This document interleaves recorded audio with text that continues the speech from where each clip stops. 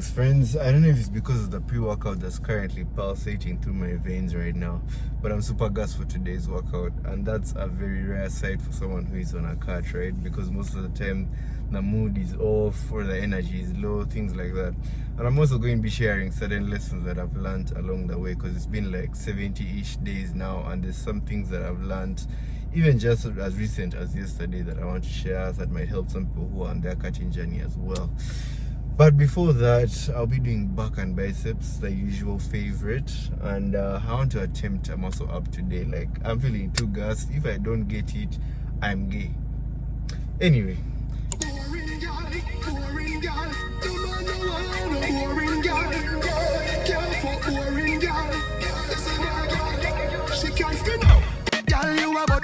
You know fi turn it back where you a body broker. You know fi cock up your foot then you a body broker. You know fi play with the cocky get the body tougher. You know fi sit down you a body broker. Girl ride pon the chan like a body broker. Me say you tight pon the chan you a body broker. Fluffy or slim tummy tucker you a body broker. She make body broke.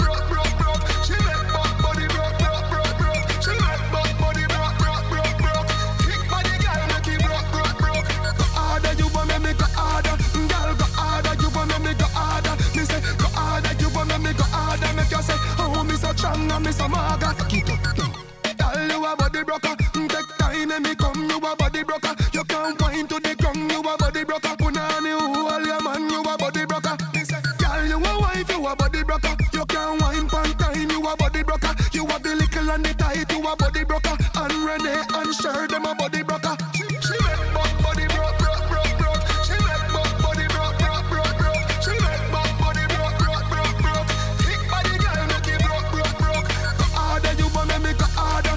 Girl go harder you want me go harder. Me say go harder you want me go harder. Make you say oh me so strong and me so maga. She can't skin out. Girl you a body broker. You know fi turn it back where you a body broker. You know fi cock up your foot then you a body broker. You know fi play with the cocky get the body tougher. You know fi sit down you a body broker. Girl ride pon the chan like a body broker. Me say you tight pon the chan you a body broker. Fluffy or slim tummy tucker you a body broker. So, lesson number one that I wanted to share is that tracking your calories is the foundation for fat loss, because essentially being on a cut is just trying to lose the excess fat within your body, right? And the way you achieve that is by being on a calorie deficit. And getting to your calorie deficit number, you just deduct a certain amount of calories, maybe 300, 500, depending on what your goals are, to get to that amount of calories you're supposed to be consuming within that day. It's this amount of calories that you're now going to divide into different macronutrient components, like maybe proteins, carbs, fats, to know how much of each you're going to have to be taking, right?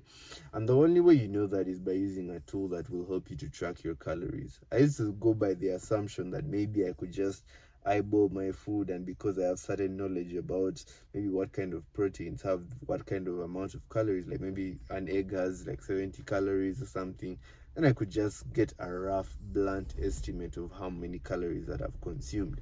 But I came to realize that's not the way, because during the cut you will experience certain phases where your weight is really fluctuating and you need a lot of clarity around what kind of calories are you ingesting. Not only calories, but also what kind of macronutrient components are within those calories. Because let me give you an example.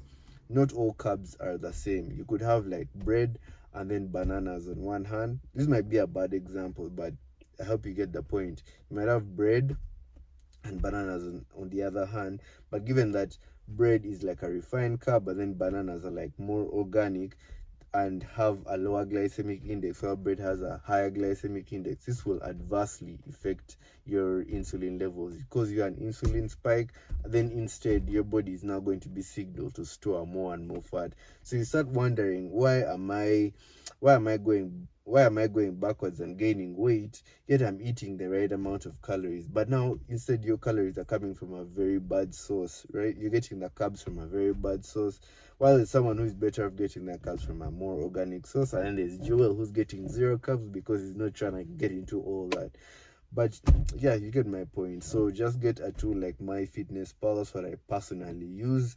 And then just log in your calories. It takes like only 1 minute each and every day. Log in what you've had for dinner and things like that, and you'll be done. I think you might need like a weighing scale or something to understand maybe what kind of grammage your food has. in order to feed it into the app, and then it will be able to understand what kind of calories and macronutrient components are within each food. Lesson number 2 I wanted to share is that the weighing scale might be the worst storyteller, in a sense that there's this tendency to fixate on the number that I'm seeing on the scale with maybe the appearance my body is shaping up into. And this might actually not be the case, and the two might be inversely related, because you might have a situation whereby your weight is going up, but it's going up because one of the components within your body is actually increasing. For example, if you're lifting consistently, you might be gaining more muscle tissue within your body that might be causing your weight to go up.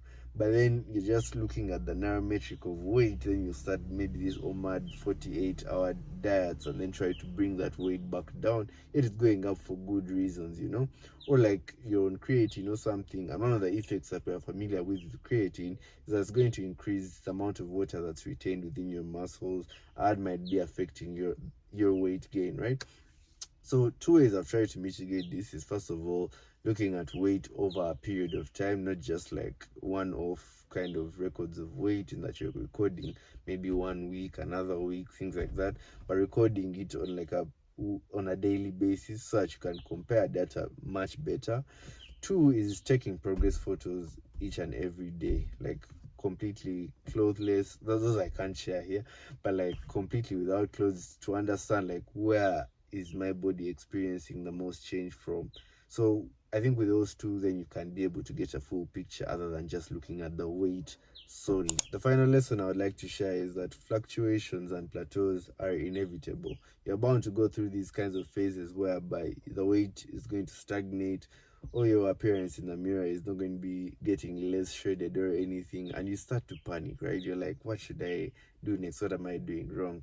But I came to understand yesterday that it's completely normal, especially after prolonged periods of being on a restrictive diet or just being in a calorie deficit overall. Your body starts going into this kind of stage of metabolic adaptation, trying to burn less calories than it has access to, that can cause these kinds of adverse effects of being on a calorie deficit.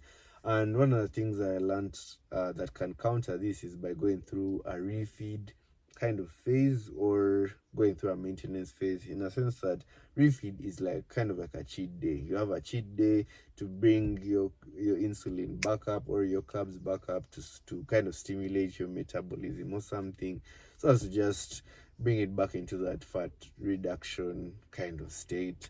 Or like the maintenance phase, you now eat at the maintenance calories your body requires, so as to just bring those processes back up and running again. So this is something I'm going to start experimenting with over the next I think 7 days, see how it goes.